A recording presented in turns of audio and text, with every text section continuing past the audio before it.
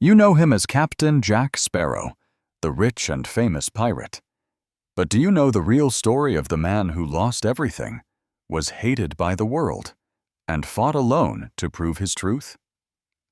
If you want to improve your English with powerful stories of survival, subscribe to our channel and turn on the notification bell right now so you never miss a journey. Welcome, my friends. I am so glad you are here with me today. Today, I am going to tell you a story that is not just a simple story. It is a journey.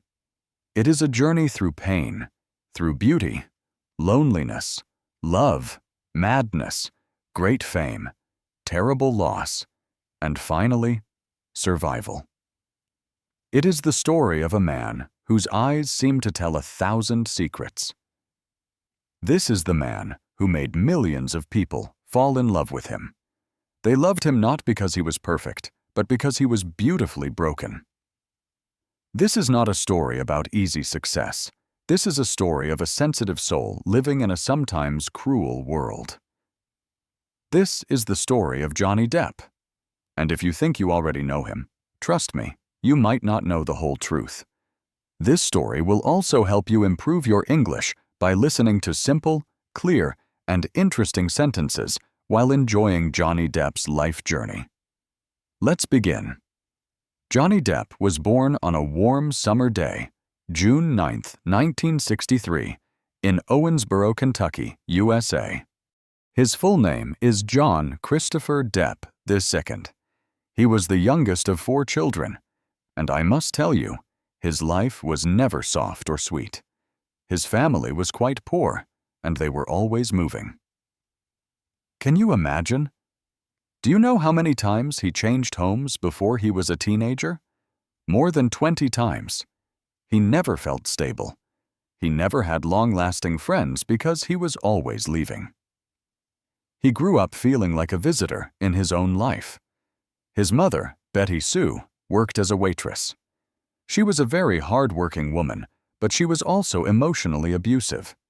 She hid him, she insulted him, and she often made him feel small and unwanted. His father, John Depp Sr., was a civil engineer. He was a quiet man who didn't fight back. Then, one day, the father just walked away. He left 15-year-old Johnny to protect the family alone. Johnny later described his childhood like this: it was full of violence, sadness, and silence. He had no peace inside the home. So, he had to find his peace in other things. At the age of 12, something magical happened. His mother gave him a guitar.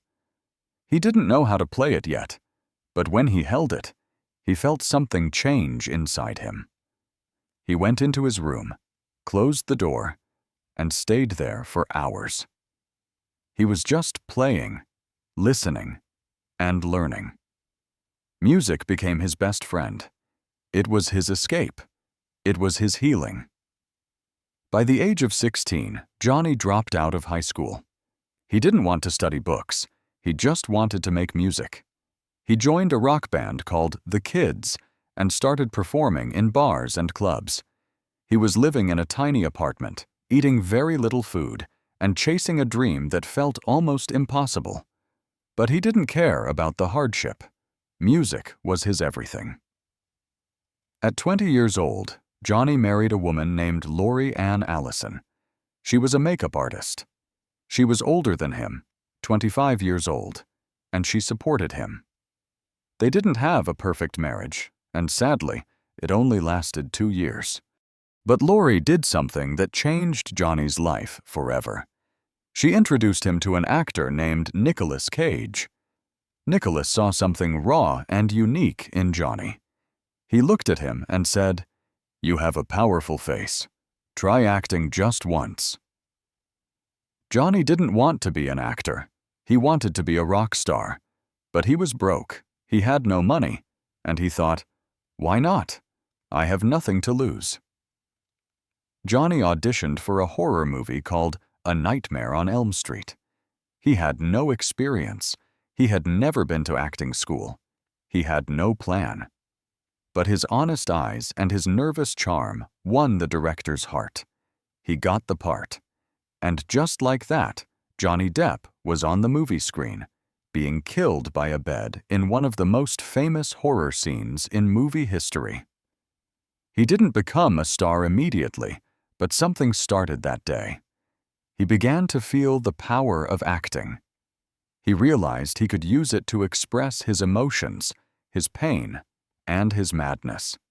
He realized this is another kind of music, a music of the soul. As his acting career started growing, something else was growing too. His sadness. He started smoking cigarettes in his teens. It became a habit that stayed with him all his life. Later, in Hollywood, he was introduced to alcohol and drugs. He said it helped him calm the storms inside his head. He was not a party boy. He didn't do it for fun. He did it because he was hurting inside. He once said, "I started drinking because I was trying to numb something. I didn't know what, but it was deep." This pain would follow him for decades, affecting his relationships, his career, and his reputation. In 1987, Johnny got a role in a TV show called 21 Jump Street. He played a young undercover cop in a high school. The show was a massive hit. Overnight, he became a teenage heartthrob. Girls screamed his name. Posters of his face were everywhere. But Johnny hated it. He didn't want to be famous. He didn't want to be just a pretty face. He wanted to be an artist, not a product. So after a few seasons, he quit the show, even though it was giving him fame and money. Why? Because Johnny Depp is not a businessman. He is a poet with a broken guitar. In 1989, at a movie premiere, Johnny saw her, Winona Ryder. He was 26. She was 17. They locked eyes, and something clicked instantly. They started dating, and within a year, they were engaged. Johnny said, "I had never been in love before, not like this." He tattooed Winona Forever on his arm. He held her hand at every red carpet event. He called her his soulmate. But fame, age, and pressure broke them. In 1993, they separated. Johnny was devastated. He changed his tattoo to Wino Forever, a sad joke that covered a broken heart. This was his first deep heartbreak. Around this time, Johnny also owned a famous Hollywood club called the Viper Room.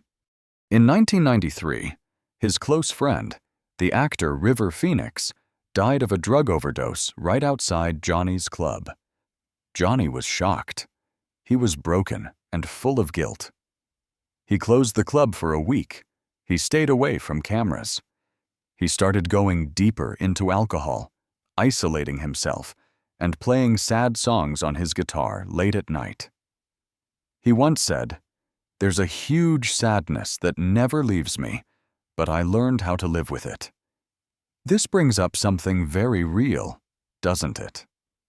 We all face moments where the sadness feels like it will never end. I want to ask you a question, and I would love for you to think about it. When you face a difficult time, or a huge sadness like Johnny, do you prefer to be alone with your thoughts, or do you look for friends to help you? It is a hard choice. Please, tell me your thoughts in the comments below. I really want to know how you handle these tough moments. After the pain of losing Winona Ryder and watching his friend River Phoenix die, Johnny Depp entered a dark space inside his mind. He didn't stop working. He didn't stop moving. But something inside him had changed forever. He was now searching, not for fame, not for money, but for meaning. And then, like a strange miracle, he met a man who understood him without words. In the early 1990s, Johnny met Tim Burton. Tim was a film director with wild hair and even wilder dreams. Tim was not like other directors. He was strange, quiet, creative, and full of imagination. He looked at Johnny and saw something beautifully broken. Tim offered Johnny the lead role in a new movie, Edward Scissorhands. It was about a boy created in a lab who had scissors instead of hands. Edward was quiet, kind, and gentle, but he was dangerous. He couldn't touch anyone without hurting them. It was a perfect match. Johnny read the script and cried. He said, "Edward is me. He speaks through his eyes. He feels too much. He doesn't belong." When the movie was released in 1990, it became a masterpiece. Johnny's performance touched millions of people. He wasn't just acting, he was Edward. This was not just a movie. This was Johnny's rebirth. He and Tim Burton became close friends, like family. They would go on to make 8 films together, including Sleepy Hollow, 1999, Charlie and the Chocolate Factory, 2005, Corpse Bride, 2005, Sweeney Todd, 2007, and Alice in Wonderland, 2010. Each film was strange, dark, and artistic, and Johnny gave his soul to every character. After Winona, Johnny fell in love again, this time with the supermodel Kate Moss. They were both famous, beautiful, and full of chaos. Their relationship was passionate, but wild. They fought, they laughed, they cried, sometimes in public. In 1994, Johnny was arrested for destroying a hotel room in New York. When the police arrived, the room was completely broken. Furniture was smashed, and there was glass everywhere. Kate was sitting quietly on the bed, unharmed. When asked why he did it, Johnny simply said, "I had a bad day. I was angry. That's it." He paid $10,000 in damages and left. But that night became one of the most talked about stories in Hollywood. The relationship lasted 4 years.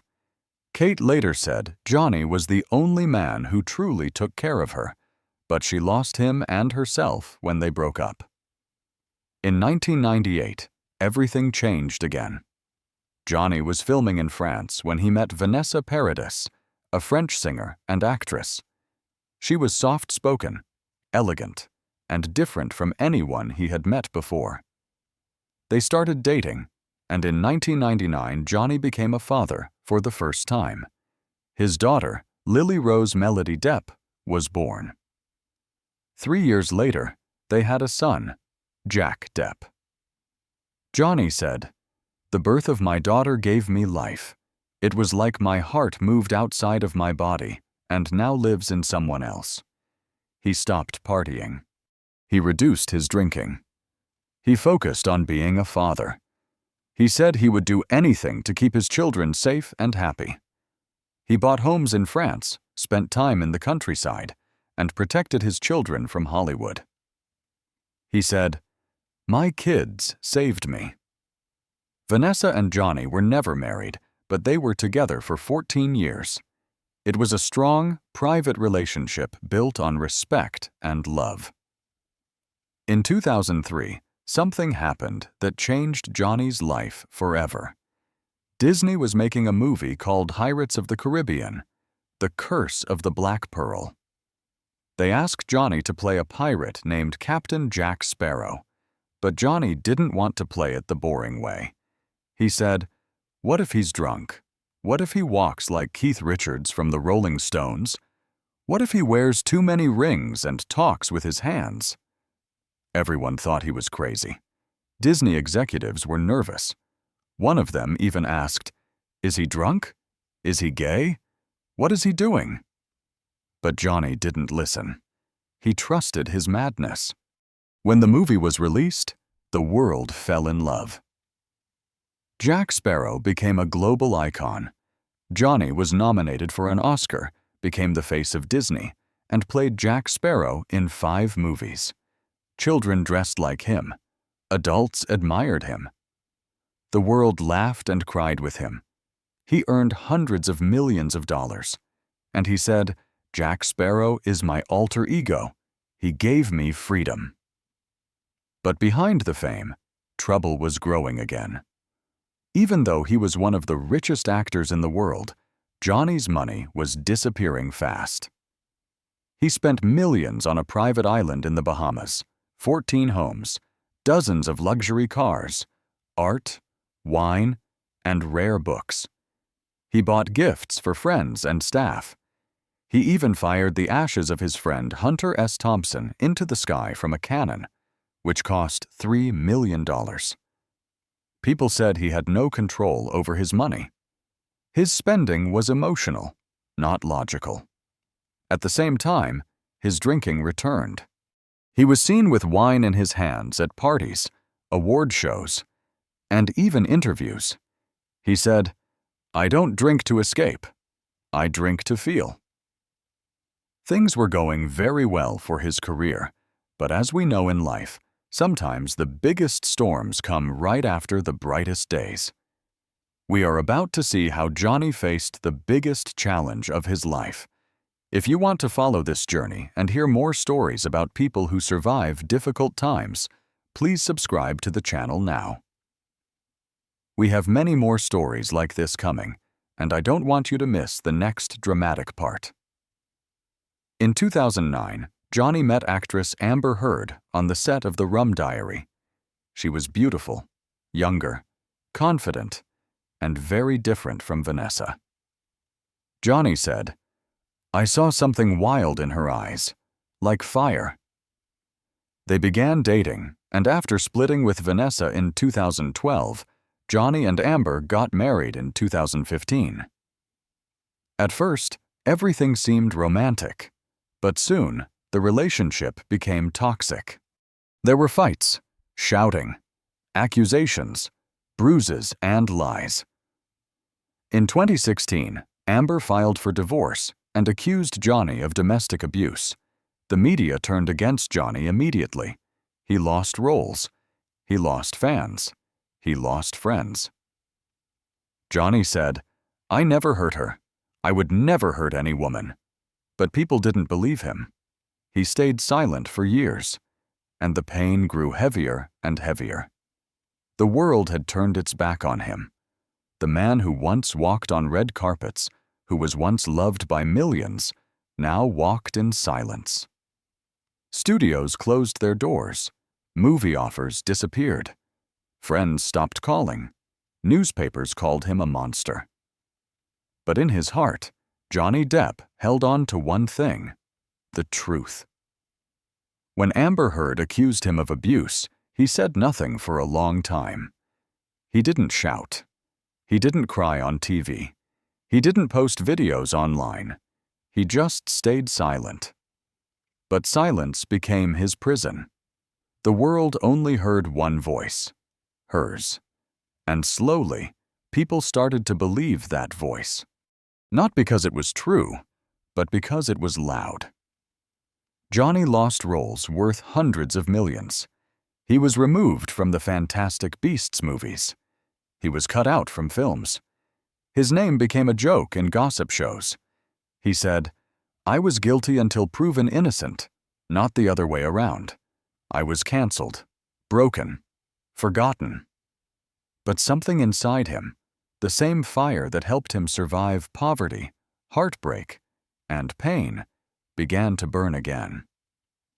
He said, "If I don't speak now, my children will grow up believing their father is a monster. I cannot let that happen." In 2018, Amber wrote an article in the Washington Post. She said she was a victim of domestic abuse. She didn't mention Johnny's name, but everyone knew who she was talking about. That article destroyed what was left of his career. Johnny finally said, "Enough."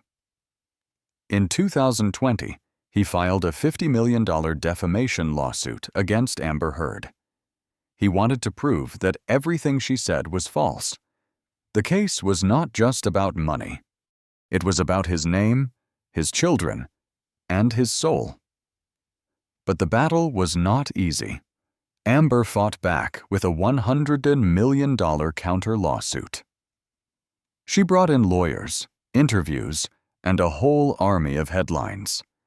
The trial began in April 2022, and it was watched by the entire world. It wasn't just a legal battle. It became the biggest courtroom drama in modern history. It was live-streamed on YouTube, TikTok, Twitter, everywhere.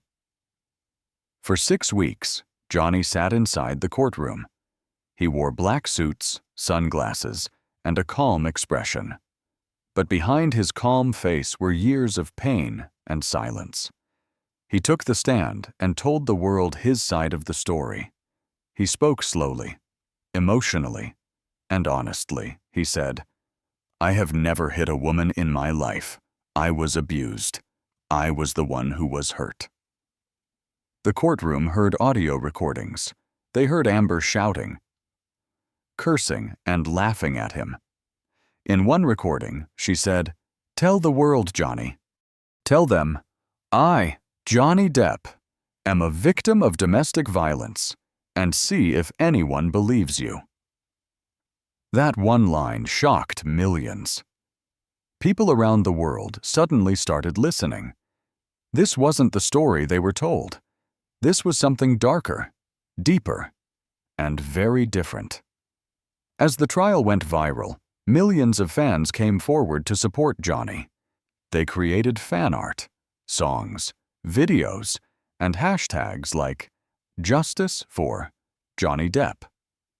TikTok was filled with clips from the courtroom. People watched the trial live for hours every day. Even psychologists, lawyers, and celebrities started giving their opinions. Johnny never asked for their support, but the people gave it because they could feel the truth. One fan said, "We grew up with this man. He made us laugh, cry, and dream. We won't let him be destroyed like this." On June 1st, 2022, the jury finally gave their decision. Johnny Depp had won. They said Amber's claims were false, damaging, and intentionally hurtful. Johnny was awarded $10 million in damages. Amber got only $2 million for a small part of her counterclaim. Johnny did not scream. He did not jump. He simply smiled. A quiet, peaceful smile. Because this was not about money. This was about freedom. He said, "The truth is all I ever wanted. The truth never perishes." It was over. The long, painful war had ended, and Johnny Depp walked out of the courtroom as a free man, with his head high, his heart proud, and his truth shining for the whole world to see. Johnny Depp had survived the storm. But what do you do after you win the fight of your life? When the courtroom is silent, the fans have gone home, the lights are off, and you are left standing in your own shadow. What next? For most people, that kind of war would break them forever. But not Johnny. After the trial, he didn't return to the man he used to be.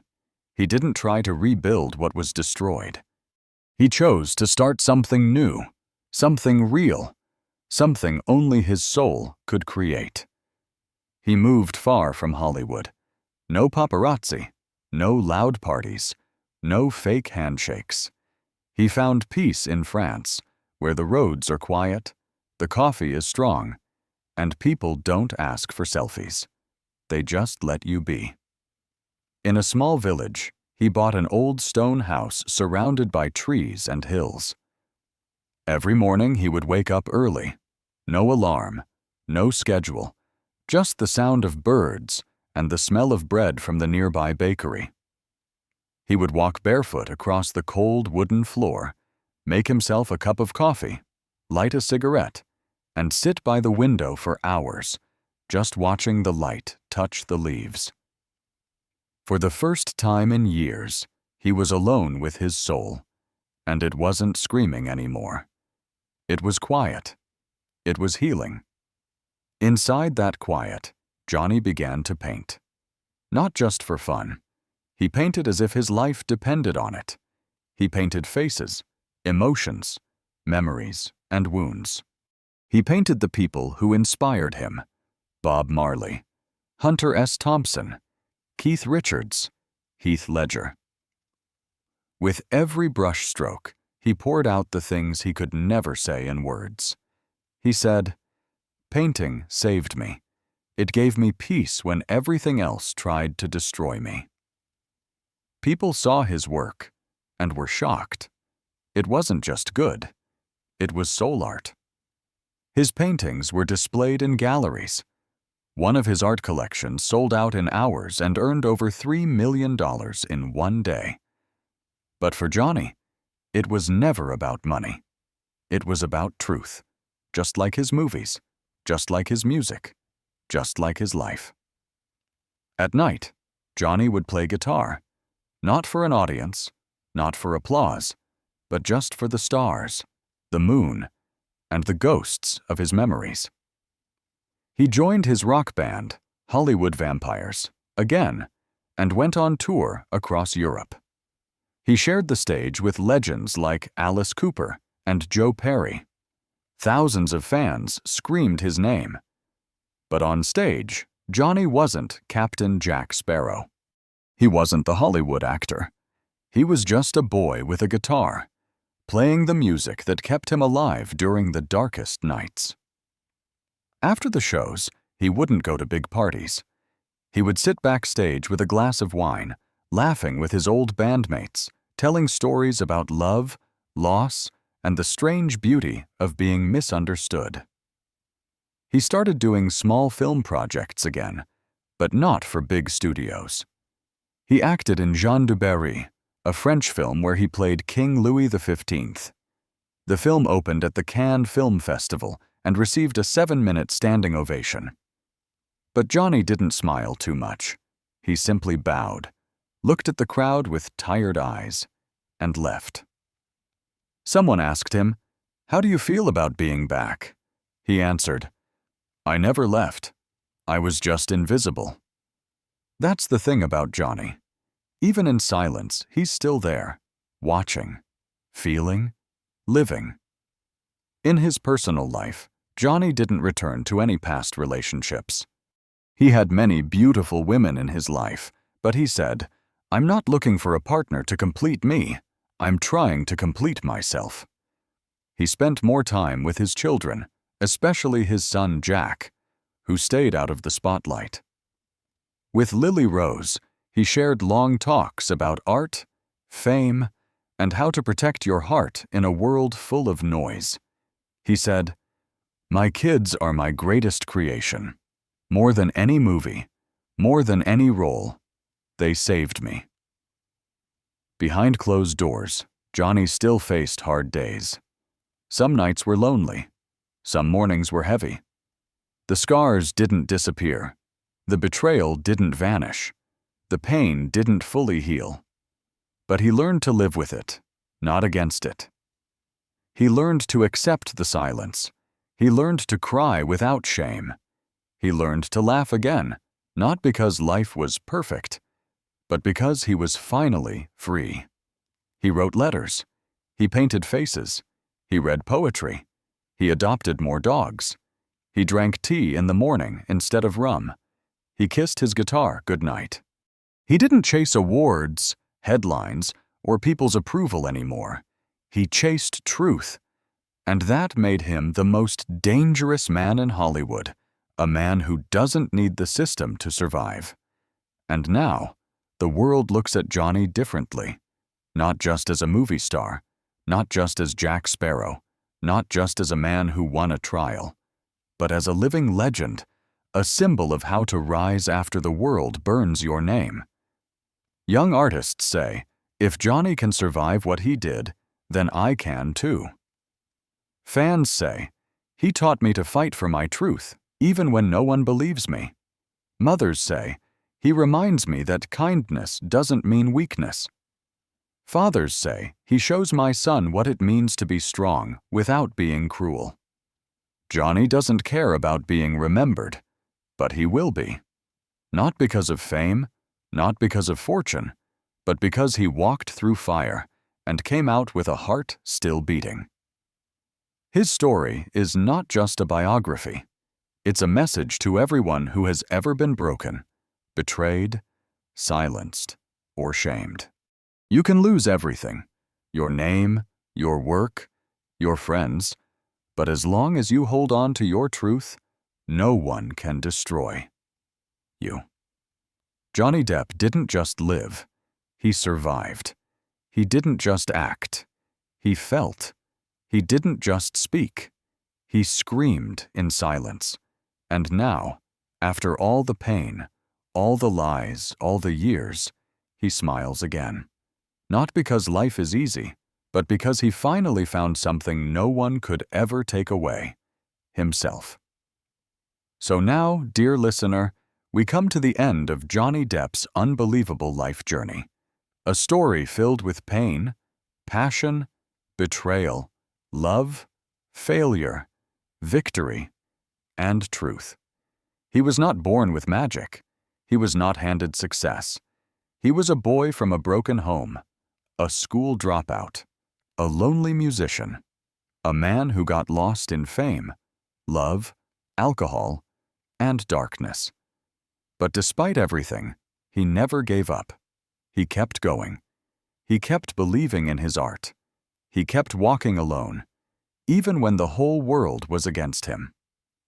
And look at where he is now. Johnny Depp's net worth in 2025 is around $150 million.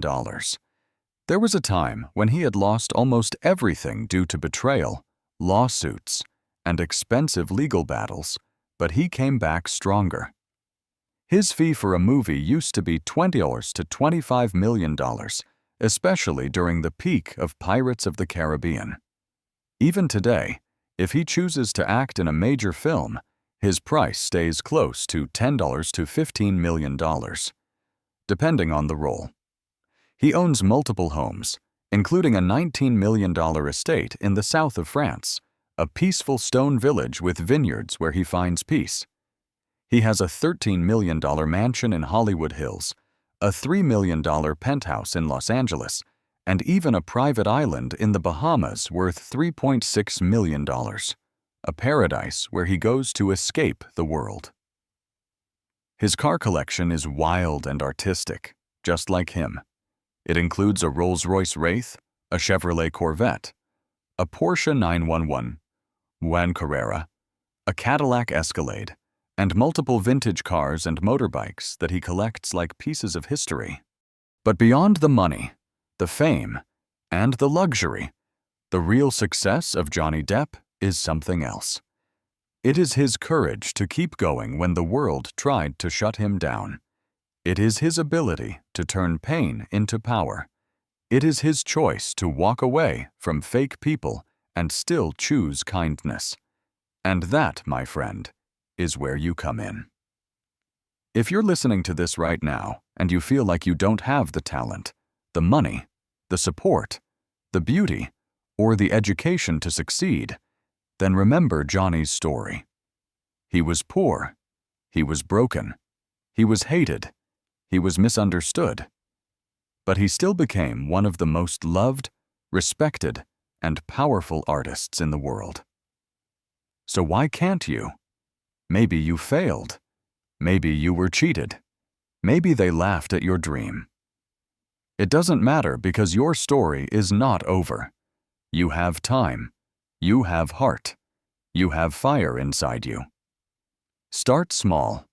Practice your art. Speak your truth. Stay kind. Keep walking. Even when it hurts. Even when no one believes in you. Even when you feel alone. And one day, just like Johnny Depp, the world will know your name. And they'll ask you, how did you do it? You'll smile and say, because I never gave up. And that's where our story concludes. This one was a real journey, wasn't it? I am so curious to hear your take on it all. What were your final thoughts? Do you have any lingering questions about why a character did what they did? Please, Leave all your opinions, theories, and questions below. I truly love reading them and building this conversation with all of you. Thank you for being with us on this journey. Your story matters. Your dreams matter. You matter. We'll see you in the next one. Until then, stay strong, stay real, and never stop dreaming.